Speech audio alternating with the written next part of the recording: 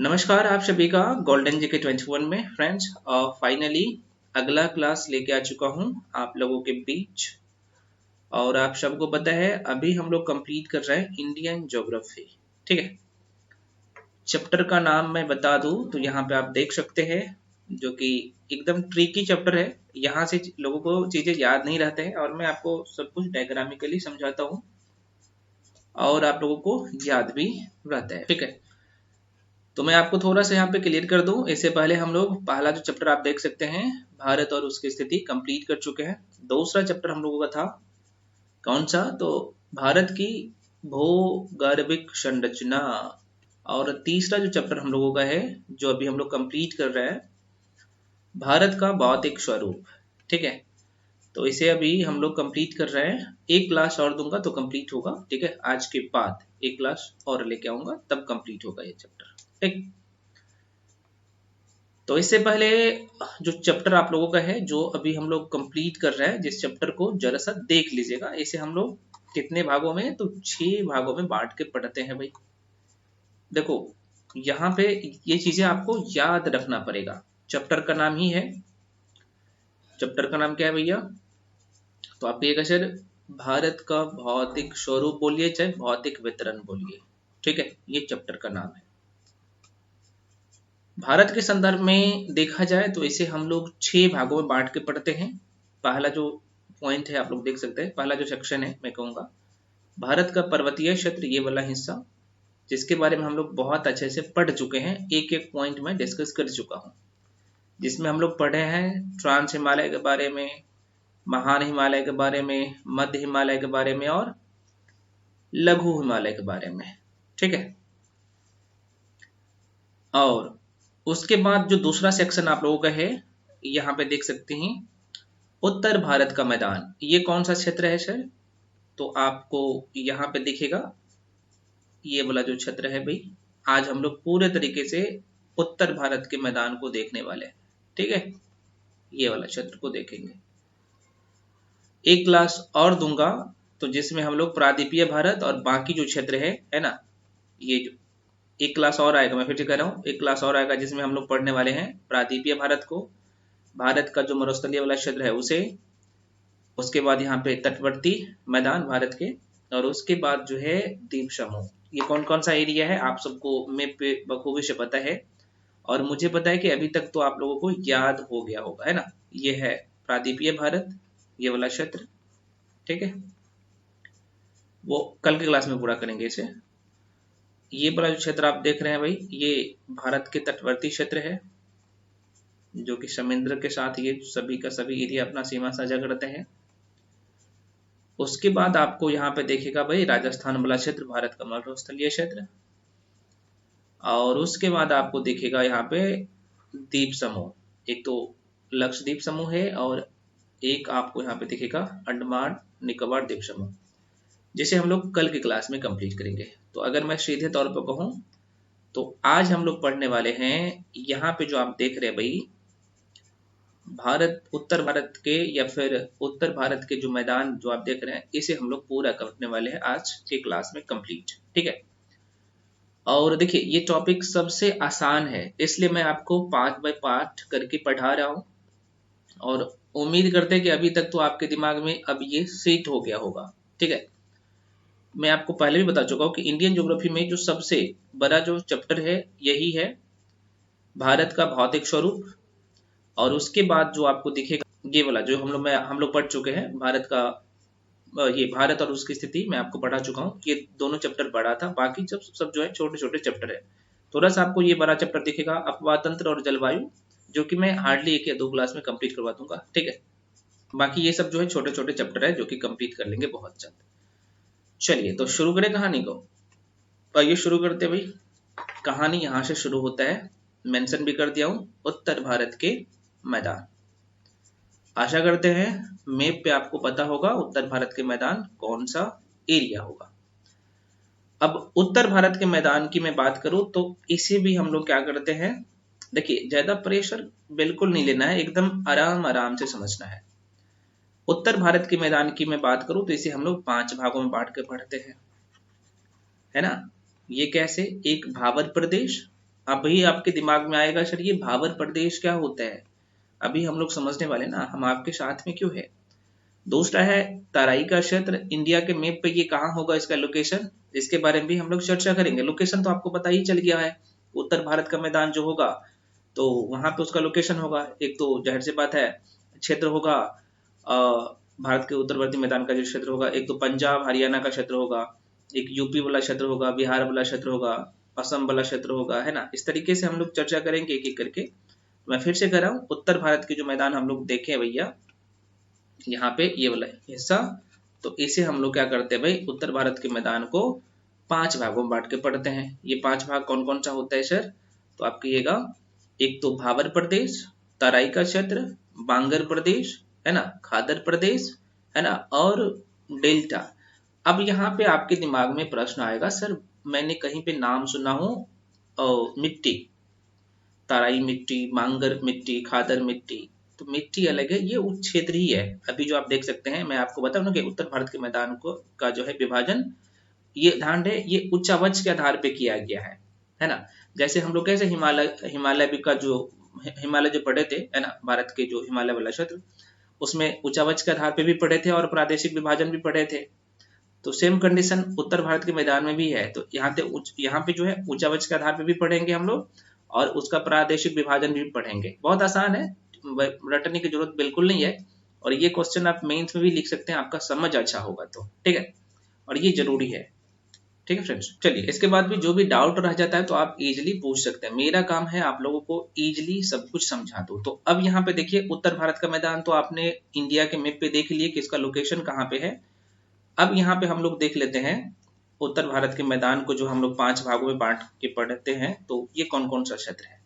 तो यहाँ पे जरा सा देखिएगा, एक तो आपको मैं बताया था, यहाँ पे मैप पे भी थोड़ा सा समझ लीजिए, तब आपको यहाँ पे समझने में आसानी होगी, ठीक है। यहाँ पे मैं छोटा सा मैप बनाता हूँ, इंडिया का मैप, और जब आप प्रैक्टिस करते हैं ना भैया, तो इस तरीके से आप मैप बना के ही मेरे हिसाब से प्रैक्टिस करिएगा तो अच्छा रहेगा, ठीक है। एक ओवरऑली में छोटा सा मैप बना लेता हूँ, और आप भी जब प्रैक्टिस करेंगे तो मैप से ही बना के प्रैक्टिस करेंगे। तो देखिए, हम लोग तो भारत के हिमालय को हम लोग पढ़ चुके हैं, जिसमें हम लोग सबसे पहले ट्रांस हिमालय को देखे हैं, उसके बाद यहाँ पे महान हिमालय को देखे हैं, महान हिमालय के बाद जो है यहाँ पे मध्य हिमालय को देखे हैं, है ना, उसके बाद यहाँ पे हम लोग यहाँ पे बाह्य हिमालय को पढ़े हैं, ठीक है, जो तो हिमालय वाला क्षेत्र था। अभी जो हम लोग पढ़ रहे हैं भाई, ये वाला क्षेत्र उत्तर भारत के मैदान, यहाँ पे आप जो देख सकते हैं ये वाला क्षेत्र को पढ़ रहे हैं। अब राजस्थान को भी शामिल करिए, मतलब कि ये सभी इलाका को अभी अभी हम लोग पढ़ रहे हैं यहाँ पे, है ना। तो यही जो आप देख सकते हैं भाई, तो अब इसे मैंने आपको बताना कि इसे हम लोग 5 भागों में बांट के पढ़ते हैं, ठीक है। तो ये 5 भाग कौन कौन सा था अभी आपने देख लिया। तो ये तो जाहिर सी बात है, अगर मैप पे देखिएगा तो ये तो हिमालय वाला क्षेत्र है, देख सकते हैं भैया, है ना। ये तो देखिए, महान हिमालय ये सबसे ऊंचा है, उसके बाद उससे कम ऊंचा लघु हिमालय, उसके बाद उससे कम नीचा जो है शिवालिक है। उसके बाद जो है यहाँ पे भाबर प्रदेश आ जाता है, जो कि ये अब यहाँ से शुरू हो जाता है कौन सा, तो आप कहिएगा सर ये जो क्षेत्र आप जो दिखा रहे हैं ये कौन सा क्षेत्र है, यहाँ पे ये वाला क्षेत्र है उत्तर भारत के मैदान का क्षेत्र। तो इसे हम लोग 5 भागों में बांट के पढ़ते हैं, एक भाबर प्रदेश, और यहाँ पे आपको दिख रहा होगा साफ साफ, मैं थोड़ा सा कलर चेंज करता हूँ, ठीक है, हाँ। तो यहाँ पे साफ साफ आपको दिख रहा होगा, मतलब कि ये कंकर पत्थर से बना होगा क्षेत्र ये, ठीक है।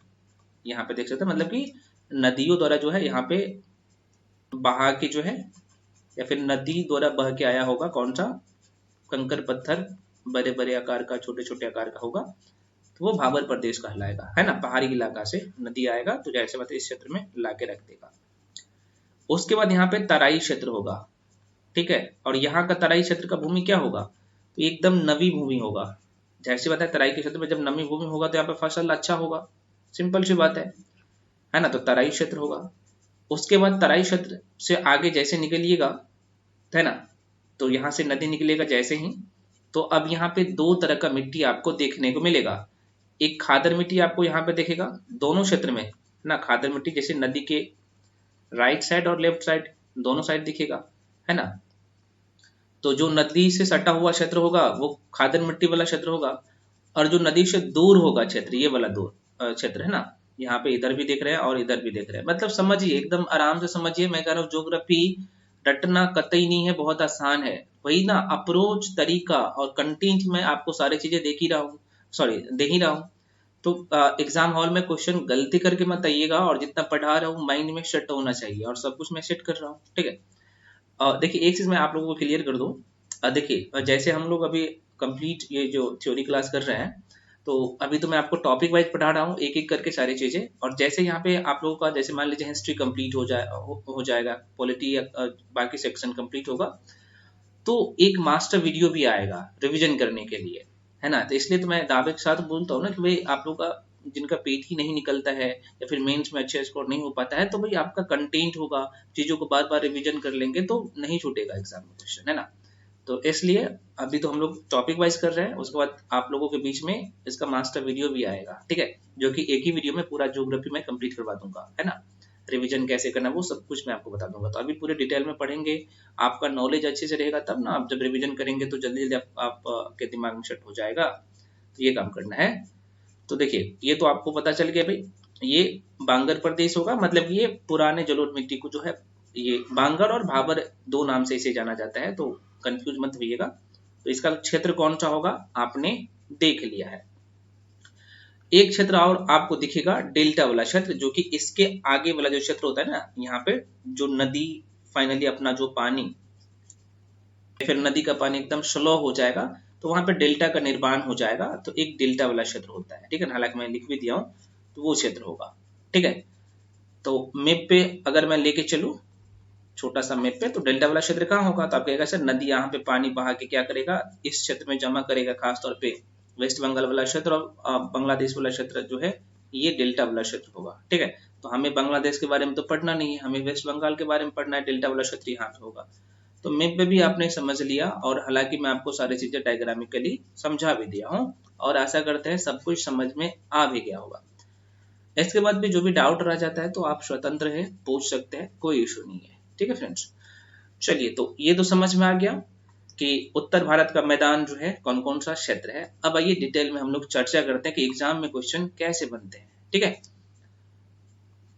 आइए, जो चीज मैं अभी आपको बताया वही चीज यहाँ पे लिख भी दिया हूँ, और कौन कौन से की पॉइंट आपको ध्यान रखना है यहाँ पे हम लोग देखते हैं। तो देखिए उत्तर भारत के मैदान का निर्माण जो है मुख्यतः कौन कौन सा, सिंधु, गंगा व ब्रह्मपुत्र नदी तथा इसकी सहायक नदियों द्वारा लाए गए अवसादों के ये है निक्षेपण, है ना, से हुआ है। तो ये नदियां कहाँ से निकलेगा, अभी जो मैं आपको जैसे सिंधु नदी तंत्र की मैं बात करूं, देखिए अपवाह तंत्र एक अलग टॉपिक है, जो कि हम लोग अगले क्लास में इसके बाद अपवाही तंत्र पढ़ेंगे ये टॉपिक के बाद। तो यहाँ पे मैं थोड़ा सा आपको डिस्कशन करके बता देता हूँ, ठीक है। अब आइए मैं थोड़ा सा इसके बारे में समझा देता हूँ कि ये गंगा, ब्रह्मपुत्र और सिंधु नदी तंत्र जो है, यहाँ पे मीप पे थोड़ा सा देख लीजिए, जो कि इसके निक्षेपण से कैसे बनता है, वो जो उत्तर भारत के जो मैदान है वो वाला क्षेत्र, ठीक है। तो जरा सा देखिएगा, बहुत आसान है, चीजों को मैं फिर से कर रहा हूँ, रटना कतई नहीं है, समझिए। हालांकि मैं फिर से कर रहा हूँ, अपवाह तंत्र में आपको पढ़ाऊंगा तो अच्छे से पढ़ेंगे। गंगा नदी तंत्र, सिंधु नदी तंत्र, है ना, ब्रह्मपुत्र नदी तंत्र, ये अपना प्यारा सा इंडिया का मैप है, आप सबको बखूबी से पता है, और आप लोग तो अब इसका लोकेशन और सब कुछ आपको पता भी हो गया होगा, ठीक है। ये देखिए भाई, है ना। तो देखो सिंधु नदी तंत्र यहाँ पे देखिए तिब्बत से निकलता है, और ये सब का सब पहाड़ी इलाका है, आपको पता होना चाहिए, ठीक है। यहाँ से इस तरीके से सिंधु नदी तंत्र होगा। और गंगा नदी तंत्र की मैं बात करूँ तो यहाँ से निकलती है, और इस तरीके से बहते बहते ये बंगाल की खाड़ी में आके गिर जाती है। वहीं पे अगर मैं बात करूँ ब्रह्मपुत्र नदी तंत्र की, तो यहाँ पे देखिएगा कुछ इस तरीके से आके आपको यहाँ पे दिखेगा। तो देखिए ये सब का सब क्या है, चाहे मैं सिंधु नदी की बात करूँ, चाहे गंगा नदी की बात करूँ, चाहे ब्रह्मपुत्र नदी की बात करूँ, है ना, ये सब का सब क्या है। तो आप कहिएगा सर ये हिमालय से निकलने वाली नदी है, तो जाहिर सी बात है हिमालय से निकलने वाली नदी है, तो इसके द्वारा हिमालय से नदी के द्वारा जो अवसाद आएगा, तो उसी अवसाद से क्या होगा, यहाँ पे गंगा के क्षेत्र में क्या होगा, गंगा का मैदान का निर्माण हो जाएगा, है ना। जहाँ पे गंगा नदी बहेगी तो वही जाहिर सी बात है वहां पे ये गंगा का मैदान कहलाएगा, ठीक है। उसका जहाँ पे ब्रह्मपुत्र नदी बहेगी, जाहिर सी बात है ब्रह्मपुत्र का मैदान कहलाएगा। और जहाँ पे सिंधु नदी बहेगी वही जाहिर सी बात है ये सिंधु का मैदान, या पंजाब चाहे हरियाणा का मैदान इसे बोल सकते हैं, तो ये वाला क्षेत्र होगा। यही चीज कह रहा है, ठीक है। तो एकदम समझिए चीजों को बहुत आसान तरीके से। आशा करते हैं आपको ये चीजें समझ में आया होगा कि भाई ये जो मैदानी क्षेत्र है इसका निर्माण कैसे हुआ है, ठीक है। कह रहे कि इन्हें गंगा व ब्रह्मपुत्रा का मैदान भी कहते हैं। कई बार पूछे जाते हैं उत्तर भारत के मैदान को जो है कैसे और नाम से जाना जाता है, तो आप कहेगा गंगा और ब्रह्मपुत्रा के मैदान के नाम से भी इसे जानते हैं, ठीक है। चलिए देखिए, ये सारा टॉपिक मैं आपको ना चाहता तो एक क्लास में भी ये पूरा करवा देता। तो जो लोग बिगिनर होते हैं ना यार, उनको शायद समझ में नहीं आता होगा, या फिर आप ज्योग्राफी नहीं पढ़े ना, तो ज्योग्राफी उनको बहुत ज्यादा टफ लगता है, लेकिन ज्योग्राफी सबसे आसान सब्जेक्ट है। चलिए, यह पश्चिम में जो है सिंधु नदी से लेकर पूरब में ब्रह्मपुत्रा नदी मैंने आपको दिखा दिया। तो ये यहाँ तक जो है फैला हुआ है उत्तर भारत के मैदान। अब उत्तर भारत के मैदान की बात करूँ ना, कई बार यहाँ से क्वेश्चन डायरेक्टली पूछा गया है कि उत्तर भारत के जो मैदान है उसका आकार कैसा है। तो देखिएगा धनुषाकार है। कैसे? अभी यहाँ पे जरा सा देख लीजिएगा, है ना, धनुषाकार दिखेगा आपको, यहाँ पे दिखेगा उत्तर भारत के मैदान इस तरीके से आपको दिखेगा, है ना, धनुषाकार नहीं है, देखिएगा धनुषाकार है। तो ये थोड़ा सा ध्यान रखिएगा, प्रश्न यहाँ से पूछ लिए जाते हैं, ठीक है फ्रेंड्स। तो धनुषाकार इसकी आकृति है। एक क्वेश्चन और बनता है कि इसका विस्तार जो है कितना है। तो विस्तार तो आप लोग समझ रहे हैं, जितने एरिया में ये फैला होगा। तो कह रहा है कि पूरब से पश्चिम समझ रहे हैं ना, पूरब से पश्चिम तक जो है लगभग 3200 किलोमीटर लंबा है। कहने का मतलब यहाँ पे देखिएगा, पूरब से पश्चिम बोलिए चाहे पश्चिम से पूरब बोलिए, यहाँ से लेके यहाँ तक जो है इसकी जो लंबाई है लगभग कितना 3200 किलोमीटर है, ये ध्यान रखिएगा, ठीक है। तो आशा करते हैं, मैं इसे इरेज कर देता हूँ, एक बार मिटा देता हूँ, और आपको ये चीजें अब समझ में आ गया होगा कि मैं किसके बारे में चर्चा कर रहा हूँ, ठीक है। और इनकी चौड़ाई की बात करूं, है ना, तो लगभग 150 से लेके 300 किलोमीटर तक जो है ये चौड़ा है। ये भी किलोमीटर है और ये भी किलोमीटर है। तो लंबाई चौड़ाई के लिए कई बार क्वेश्चन आपके पेपर में स्टेटमेंट बेस्ड क्वेश्चन आता है, तो पूछ ले जाते हैं एग्जामिनर के द्वारा। तो फ्रेंड्स ध्यान रखिएगा। इस क्षेत्र की उपजाऊ मिट्टी में मैं बात करूं, उपजाऊ मिट्टी जो है उपयुक्त जलवायु, पर्याप्त जलापूर्ति, कृषि कार्य के जो है विकास में जो है ये बहुत सहायक होता है। जाहिर सी बात है ये होगा ही। अगला पॉइंट देखिएगा, उत्तरी मैदान को उच्चावच और भौतिक लक्षणों के आधार पर जो है इसे 5 भागों में बांटा गया है। मैं आपको बता चुका हूँ ना, या भावर प्रदेश, तराई का क्षेत्र, बांगर और खादर डेल्टा वाला क्षेत्र। तो लोकेशन पे आपने मैप पे भी ये चीजें देख लिया है, ठीक है। चलिए वही चीज यहाँ पे देख सकते हैं। ये जो आप पंजाब वाला जो क्षेत्र देख रहे हैं भाई, ये पंजाब हरियाणा वाला क्षेत्र है, ये बांगर प्रदेश है। और ये जो आपको दिखेगा ये वाला क्षेत्र, ये राजस्थान वाला क्षेत्र है, ठीक है ना, राजस्थान वाला क्षेत्र है। इसके बारे में हम लोग चर्चा करेंगे, ठीक है, और किस लिए महत्वपूर्ण होता है। ये भी बांगर प्रदेश है, यूपी वाला क्षेत्र। और ये खादर प्रदेश है, उत्तर प्रदेश, बिहार, कुछ पश्चिम बंगाल का क्षेत्र आ जाता है, ठीक है। और डेल्टा वाला क्षेत्र ये आपको पता होगा भाई, राजस्थान, सॉरी, वेस्ट बंगाल का क्षेत्र। देखिए सिंधु का मैदान, गंगा का मैदान और ब्रह्मपुत्रा का मैदान। तो सिंधु के मैदान में कौन कौन सा राज्य आएगा, तो जैसे होता है हरियाणा, पंजाब आ जाएगा, ठीक है। गंगा के मैदान में जो है आप देख सकते हैं कौन सा आ जाएगा, तो उत्तर प्रदेश, बिहार, वेस्ट बंगाल का कुछ एरिया, पश्चिमी वेस्ट बंगाल, ठीक है। और यहाँ पे आप देखेंगे ब्रह्मपुत्रा के मैदान में असम और बंगाल वाला क्षेत्र आ जाता है, जो कि आपने मैप पे देख लिया है। चलिए तो आगे बढ़ जाते हैं। अब यहाँ पे हम लोग देख लेते हैं भाई ये भावर प्रदेश क्या होता है। तो अभी आपने समझ लिया है, मैं आपको बता चुका हूँ कि भावर प्रदेश जो है कौन सा होता है, मैप पे भी हम लोग देख लिए है। अगर एक बार में समझ में नहीं आता है तो दोबारा वीडियो को देखिए, तीसरी बार देखिए, चौथी बार देखिए, सब कुछ समझ में आ जाएगा। बहुत आसान शब्दों में मैं सारी चीजें समझाने का कोशिश करता हूँ, ठीक है। इसके बाद भी नहीं समझ में आते तो आप डायरेक्टली पूछ सकते हैं, कोई इशू नहीं है। जो चीज समझ में नहीं आता है तो उसका स्क्रीनशॉट करिए और डायरेक्टली मुझे भेजिए, मैं आपको समझा दूंगा, ठीक है। फिर से भावर प्रदेश की मैं बात करूं तो उत्तर भारत में शिवालिक के गिरिपद में सिंधु नदी से तीस्ता नदी तक का जो क्षेत्र है वो भावर प्रदेश कहा जाता है उसे। और इसकी सामान्यतः चौड़ाई की मैं बात करूं ना, तो कितना है, ये 810 किलोमीटर है। इस भूभाग में, भावर प्रदेश में, एक बार और मैं बता देता हूं भावर प्रदेश कौन सा हो जाएगा भैया, किधर चला गया मैप। ये मैप पे आप देखेंगे तो यहाँ पे आपको भावर प्रदेश दिखेगा, ठीक है। ये कंकर पत्थर वाला क्षेत्र होगा ना भाई, यहाँ पे ये वाला क्षेत्र भाबर प्रदेश है यहाँ पे, ठीक है, ये वाला भाबर प्रदेश है। देखिए इसकी विशेषता की मैं बात कर लूँ और यही मैप पे मैं बात कर लूँ भाबर प्रदेश का, तो यहाँ पे दिखेगा, है ना, ये वाला क्षेत्र इस तरीके से भाबर प्रदेश आपको ऊपर में दिखेगा।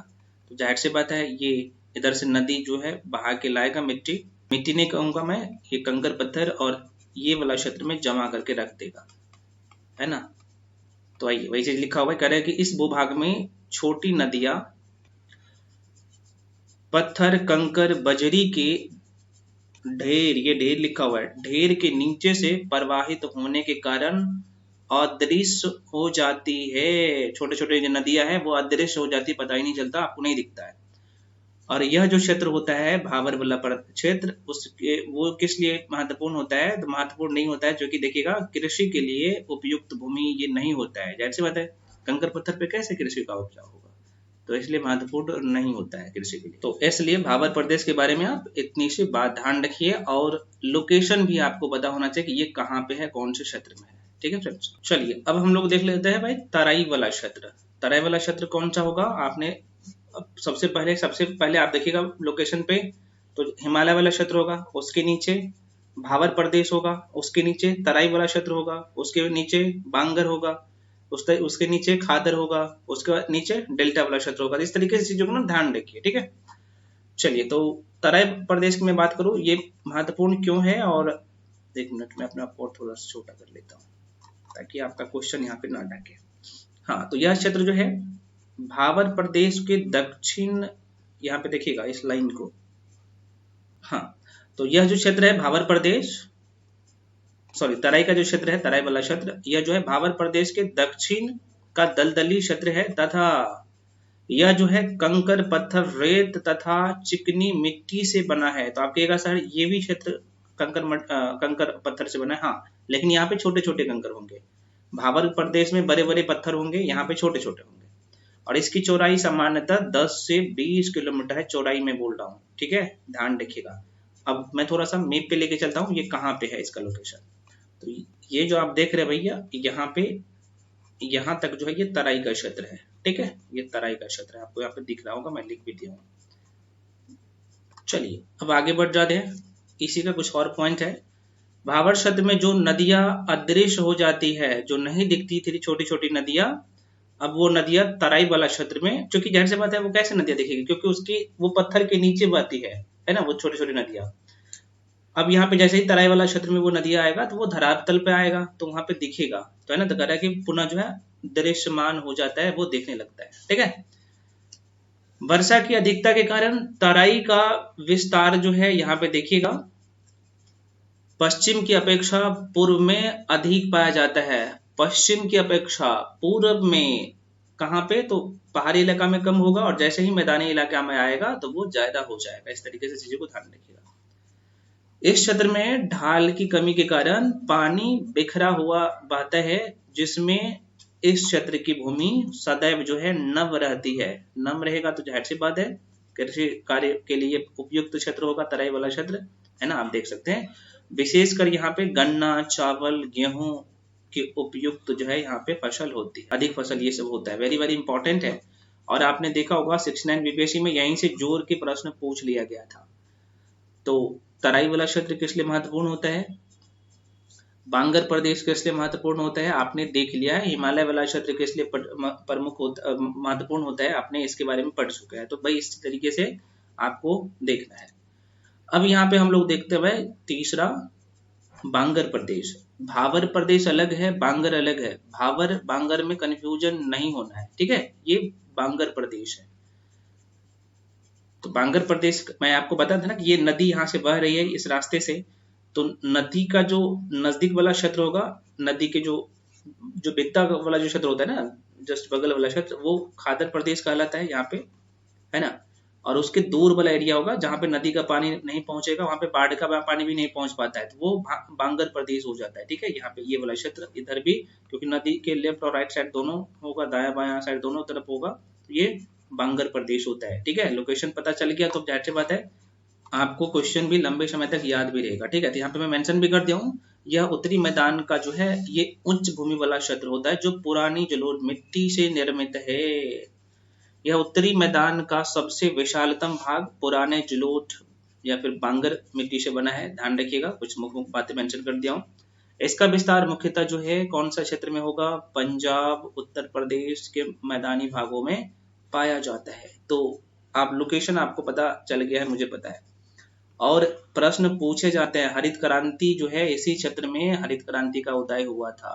ठीक है, हरित क्रांति जो फला फूला था ना, आपने पढ़ा होगा पंजाब वाला क्षेत्र में, खास तौर पे हरियाणा के क्षेत्र में, यूपी का कुछ हिस्सा में। ठीक है, तो महत्वपूर्ण हो जाता है, कई बार प्रश्न पूछे जाते हैं कि हरित क्रांति से फायदा जो है कौन से क्षेत्र को मिला था, या फिर हरित क्रांति का विकास कौन से क्षेत्र में हुआ था। तो ये लोकेशन पता होना चाहिए, मैं मेंशन करता हूँ। हालांकि कृषि वाला टॉपिक हम लोग पढ़ेंगे तो उसके बारे में और डिटेल में चर्चा करेंगे, तो ध्यान रखिएगा। इसमें कंकर भी पाए जाते हैं, तो कंकर छोटे छोटे कंकर पाए जाएंगे, और यह क्षेत्र कृषि कार्य हेतु कम उपयोगी होता है। ठीक है, जैसे बात है कम, वहां पे पानी बहुत, मतलब कि बाढ़ का पानी तो वहां तो पहुंचता ही नहीं है, तो कृषि कार्य क्या होगा, कम होगा। ठीक है, अगला यहाँ पे है खादर प्रदेश। खादर प्रदेश कौन सा होगा, मैं आपको बता चुका हूँ, ये नदी बह रही है तो उसके जस्ट दोनों साइड वाला क्षेत्र जो होगा ये खादर प्रदेश होगा। उसके बाद था ना बांगर, ये वाला। तो खादर प्रदेश में बात करूं तो यहाँ पे देखिए, यह जो है नवीन जलोढ़ मिट्टी से निर्मित मैदान होता है, आपको पता होना चाहिए। नवीन बाढ़ क्षेत्र, कम जो है ऊंचा क्षेत्र, जाहिर सी बात है बहुत कम ऊंचा वाला क्षेत्र होगा क्योंकि नदी के बगल का क्षेत्र होगा। बाढ़ अधिक यहाँ पे आएगा, तो बाढ़ अधिक आएगा तो जाहिर सी बात है वहां पे जो नदी के द्वारा जो भी नया मिट्टी लाया जाएगा तो उसके बगल में छोड़ देगा, और यही कारण होता है कि इस क्षेत्र में कृषि कार्य भी अच्छा होता है। ठीक है, तो ध्यान रखिएगा। तो कृषि के लिए उपयोगी, लेकिन संसाधन की कमी होती है, यहाँ पे भी थोड़ा सा ध्यान रखिएगा। मध्य गंगा एवं ब्रह्मपुत्र का जो मैदान है ना, ये जो मैदान है वो कौन सा क्षेत्र है, तो ये खादर क्षेत्र वाला है, एरिया है। ठीक है, पूर्वी यूपी, बिहार, असम, उत्तरी वेस्ट पश्चिम बंगाल, ये उत्तरी वेस्ट बंगाल जो है वो सब का सब जो है खादर प्रदेश का क्षेत्र में आता है। आप कहिएगा क्या सर बिहार वाला क्षेत्र भी, तो अगर आप बिहार की मैं ज्योग्राफी की मैं बात करूँ जो पढ़ाया हूँ, तो वहाँ पे मैं बांगर मिट्टी और खादर मिट्टी पढ़ाया था, तो वो अलग है। मैं कह रहा हूँ आपको यहाँ पे कंफ्यूजन नहीं होना चाहिए। ठीक है, अब यहाँ पे डेल्टा वाला क्षेत्र को जरा सा देखिएगा, तो नदी का मुहाने वाला क्षेत्र है ना। अब मान लीजिए पहाड़ी इलाका से नदी आ रहा है वही बह के, अब यहाँ पे नदी का पानी एकदम स्लो हो जाएगा, और ये कहाँ पे जाके गिरेगा, बंगाल की खाड़ी में नदी का पानी गिरेगा। तो अब यहाँ पे नदी एकदम स्लो हो जाएगा, तो यहाँ पे क्या हो जाएगा भाई, डेल्टा का निर्माण हो जाएगा। नदी के द्वारा जितने भी अवसाद आया होगा, अब यहाँ पे क्या करेगा भाई, नदी का पानी स्लो हो गया है, इनकी रफ्तार स्लो हो गया है, तो अब यहाँ पे डेल्टा का निर्माण कर देगा, और यही जो क्षेत्र कहलाता है ना, डेल्टा क्षेत्र या डेल्टा प्रदेश। और ये कहाँ पे है, तो आप कहेगा सर वेस्ट बंगाल में सुंदरबन डेल्टा, जो कि विश्व के सबसे बड़ा डेल्टा है, आपको पता होना चाहिए, डेल्टा 1 है। कई बार यहाँ से कोई क्वेश्चन पूछे जाते थे, ध्यान भी रखना है। ठीक है, चलिए, तो अब कह रहा है कि नदियों के मुहाने वाला भाग जो है डेल्टा क्षेत्र कहलाता है या फिर डेल्टा प्रदेश कहलाता है। मुख्य धारा विभिन्न छोटी छोटी शाखाओं में बट जाती है यहाँ पे। अगर है कि गंगा ब्रह्मपुत्र का डेल्टा, गंगा और ब्रह्मपुत्र का डेल्टा जो कि सुंदरबन का डेल्टा आपने नाम सुना ही होगा, इसके सम्मिलित रूप है, और ये बांग्लादेश, सॉरी वेस्ट बंगाल, पश्चिम बंगाल और बांग्लादेश में जो है इसका फैलाव है। तो आशा करते हैं ये चीजें आपको समझ में आ गया होगा। अब यहाँ पे उत्तर भारत के मैदान को जो है, अभी तो हम लोग देखे भाई किसके आधार पे, तो आप कहिएगा सर ऊंचाई के आधार पे हम लोग देखे हैं। अब इसे जो है इसका प्रादेशिक विभाजन भी किया गया है। तो प्रादेशिक विभाजन में जो आपने देखा है, एक राजस्थान का मैदान, उसके बाद यहाँ पे पंजाब व हरियाणा का मैदान, गंगा का मैदान, गंगा के मैदान में यहाँ पे उत्तरी गंगा का मैदान, मध्य गंगा का मैदान और निम्न गंगा का मैदान, और यहाँ पे ब्रह्मपुत्र का मैदान। तो भाई यहाँ पे मैं अगर सीधे तौर पे कहूँ तो आप ये इतना ध्यान रखिएगा कि उत्तर भारत के मैदान को जो है एक तो ऊंचाई के आधार पे 5 भागों में बांटा गया है, और एक जो है प्रादेशिक विभाजन किया गया है ना। प्रादेशिक विभाजन मतलब कि क्षेत्र के हिसाब से, तो जैसे ये क्षेत्र के हिसाब से कितने या फिर प्रादेशिक आधार पे कितने, तो 4 भागों में, राजस्थान का मैदान, ब्रह्मपुत्र का मैदान, सॉरी मैं ब्रह्मपुत्र बोल रहा हूँ, माफी चाहता हूँ, हाँ, पंजाब और हरियाणा का मैदान, और लास्ट में ब्रह्मपुत्र का मैदान। ये 4 है। पहला राजस्थान का मैदान, दूसरा पंजाब हरियाणा का मैदान, तीसरा गंगा का मैदान, चौथा ब्रह्मपुत्र का मैदान। अब मैप पे मैं बात करूँ तो यहाँ पे आपको दिखेगा राजस्थान का मैदान। देखिए मैं आपको हर तरह से जो है सारी चीजें समझाने का कोशिश किया हूँ ताकि आपको जो है किसी तरह का दिक्कत ना हो और इजीली हर चीजों को आप समझें। ठीक है फ्रेंड्स, और मेरा यही मोटिव भी है कि मैं आपको सारी चीजें बहुत अच्छे तरीके से समझा दूं और एग्जाम में क्वेश्चन गलत ना हो, कॉन्सेप्ट क्लियर होना चाहिए। ये पंजाब का मैदान है, यहाँ पे आपको उत्तरी गंगा का मैदान दिखेगा, मध्य गंगा का मैदान दिखेगा, निम्न गंगा का मैदान यहाँ पे दिखेगा और ये ब्रह्मपुत्र का मैदान है। ठीक है, बस आपको यहाँ पे इतना ध्यान रखना है, क्योंकि राजस्थान के बारे में हम लोग आगे पढ़ेंगे जब कृषि भारत की नदियां पढ़ाऊंगा, ठीक है, अपवाद तंत्र, तो इसके बारे में चर्चा कर लेंगे डिटेल में। तो अभी आपको इतना ध्यान रखना है कि उत्तर भारत के मैदान को जो है दो तरीके से हम लोग बांट के पढ़ते हैं। एक तो ऊंचाई के आधार पर, ऊंचाई के आधार पर कितने भागों में, तो आप 5 भागों में। कौन कौन सा आप कहिएगा सर, आपने अभी एक बताए थे, कौन सा, भावर प्रदेश, उसके बाद कौन सा, तराई का क्षेत्र, उसके बाद आप कहिएगा सर ये खादर प्रदेश, उसके बाद बांगर प्रदेश और उसके बाद डेल्टा वाला क्षेत्र। और यहाँ पे इसके आधार पे प्रादेशिक विभाजन में जो है हम लोग इसे 4 भागों में बांट के पढ़ते हैं। राजस्थान का मैदान, राजस्थान का मैदान, पंजाब और हरियाणा का मैदान, उसके बाद यहाँ पे उत्तरी गंगा का मैदान यहाँ पे डायरेक्टली बोल सकते हैं, तो इसे 3 भागों में बांटते हैं, तो आप गंगा का मैदान याद रख सकते हैं। और अगला जो है लास्ट वाला ब्रह्मपुत्र का मैदान। तो इस तरीके से चीजों को ध्यान रख सकते हैं, बस, है ना। हाँ, इसमें जो जितने भी क्यू पॉइंट मैं बताया हूँ, की पॉइंट महत्वपूर्ण है, वो आप ध्यान रखेंगे। अब यहाँ पे हम लोग बढ़ जाते हैं, प्रायद्वीपीय भारत को देखते हैं, वेरी वेरी इंपॉर्टेंट है। तो प्रायद्वीपीय भारत को देख लीजिएगा यहाँ पे। तो ये जो चैप्टर था हम लोगों का, मैं फिर से यहाँ पे एक बार आपको मेमोराइज करवा देता हूँ और उम्मीद करते हैं कि आपको ये पता तो चल गया कि अभी हम लोग जो चैप्टर कंप्लीट कर रहे हैं, भारत का भौतिक स्वरूप। तो मैंने आपको बताया ना, इसे हम लोग 6 भागों में बांट के पढ़ते हैं। तो एक तो उत्तर भारत के पर्वतीय वाला क्षेत्र, उत्तर भारत का मैदान, ये भी हम लोग कंप्लीट कर लिए हैं। अब जो है हम लोग यहाँ पे प्रायद्वीपीय भारत जो है कल की क्लास में इसे पूरे तरीके से पूरा कर लेंगे। एक तो प्रायद्वीपीय भारत को भी पूरा कर लेंगे, भारत का मरुस्थलीय वाला क्षेत्र भी पूरा कर लेंगे, तटवर्तीय वाला क्षेत्र पूरा कर लेंगे और द्वीप समूह को भी हम लोग कल की क्लास में ही पूरा कर लेंगे। तो ये जो चारों पॉइंट है वो कल की क्लास में पूरा कर लेंगे, क्योंकि ये छोटे छोटे सेक्शन है। ठीक है फ्रेंड्स, तो मिलते हैं। क्योंकि हालांकि मेरे पास तो जाहिर सी बात है कि पूरी तरीके से आप लोगों का कोर्स कंप्लीट है, मैं करवा, ये पीडीएफ मेरे पास है, तो जाहिर सी बात है एक ही दिन में करवा दूंगा तो दिक्कत आएगी। क्योंकि यहाँ पे अभी आप देखिएगा तो ये जो प्रायद्वीपीय भारत की मैं बात करूँ, चाहे प्रायद्वीपीय भारत की पठार की मैं बात करूँ, तो यहाँ से क्वेश्चन भर भर के पूछे जाते हैं ना।